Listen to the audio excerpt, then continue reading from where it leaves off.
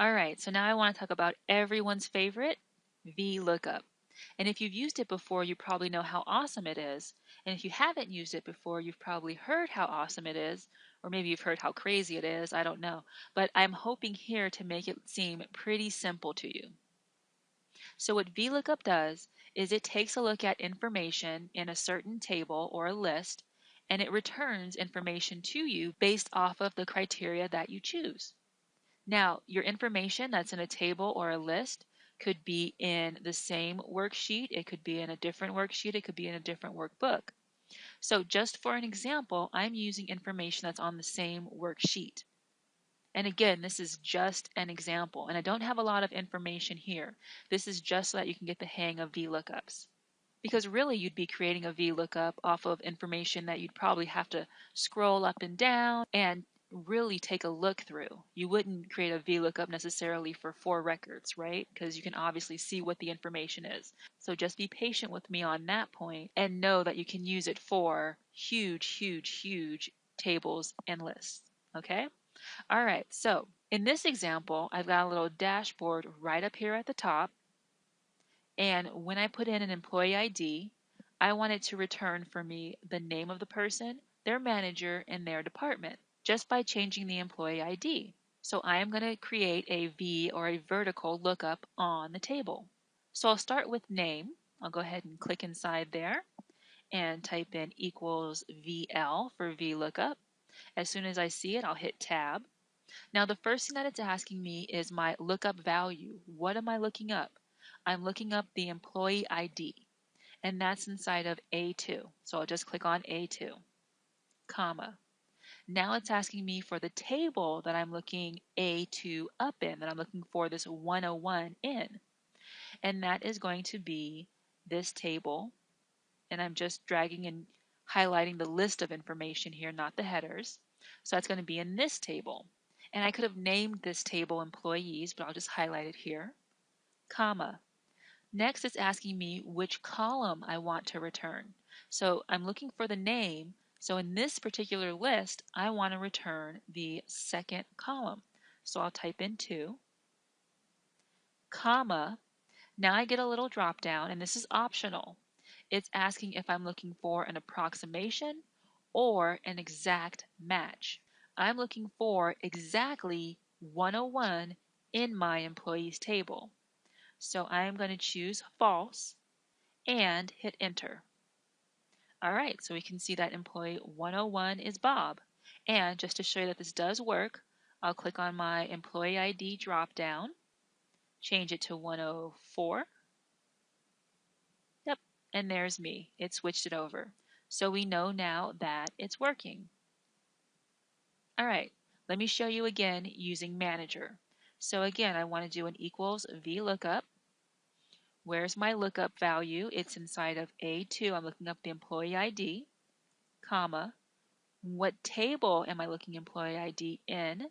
That's going to be this information here, comma. What column do I want to return? This is for the manager, and that's the third column, enter. And yep, I am Bob's manager. All right, one more time with department. So you should be getting the hang of it now, right? Equals VLOOKUP. What do I want to look up? The employee ID. Where do I want to look it up? Right down here. What column do I want to return? For department, it's the fourth column. And enter. So Bob works for Isabel in the production department. All right, so here's the cool part. Now that I have my VLOOKUP set up in this dashboard, all I have to do again is click on the drop down for the employee ID, and it automatically switches the information. So employee ID 103 is Casey, who works for Daniel in HR. See? Right there. All right, so that's the magic of VLOOKUP. And again, I know that I'm showing you information that's on the same page, but I want you to imagine looking up information that's in a huge worksheet or maybe even a different worksheet.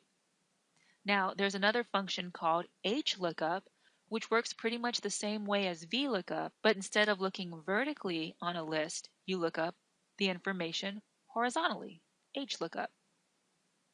All right, well, something else to show you in VLOOKUP. Last time we were looking for exact matches, right? We were looking for exactly employee ID 101 in that list. Well, you can also use VLOOKUP for, as we saw, non-exact matches, right? We can look up ranges. So for instance, here up at the top, I'm going to have a little dashboard where if I type in a price, it will give me the discount that should be applied to the price someone paid. And here I've got my little table that shows the prices and the discount people get. So if they got something for free, no discount. If they got something for $5, they get a 2% discount. But anything between $5 and $9, they get a 2% discount, right? Anything between $10 and $14, they get a 3% discount.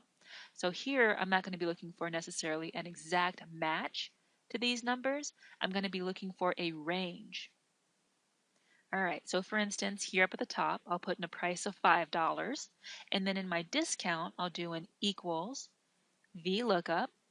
What am I looking up? Well, I'm going to be looking up this price, comma, in what table, this bit of table right here, comma, and what column?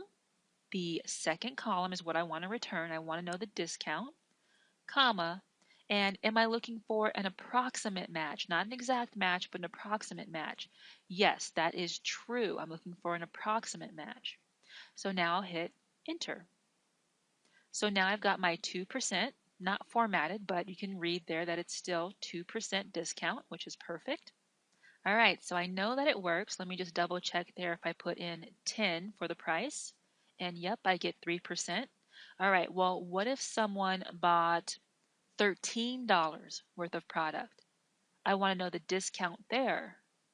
So I'll type in 13 and notice that it still keeps it at 3%. Why? Because they don't get another discount until 15, right? If I type in 15, there's that 4% discount. So here I'm working with ranges of information. And there's two things to point out. One, when I was creating my VLOOKUP, at the end here, I had to tell Excel that I'm looking for a range or an approximate match. That's one thing. But something that's even more important is that the column that I'm looking up, which is going to be my first column here in my list, has to be in ascending order. I have to go lowest through highest. Have to, because I'm looking for a range here. In my other table, in the employees table, I could have had the numbers jumbled up, ascending, descending, in whatever type of order I wanted them in because I was looking for an exact match in that case. But when you're working with approximations, your first column in your VLOOKUP table or list has to be in ascending order. That's a must. All right, so those are the two differences between VLOOKUPs, but you can see, let me hit escape there, either way, it works so fast, so quick for you to find the information that you need.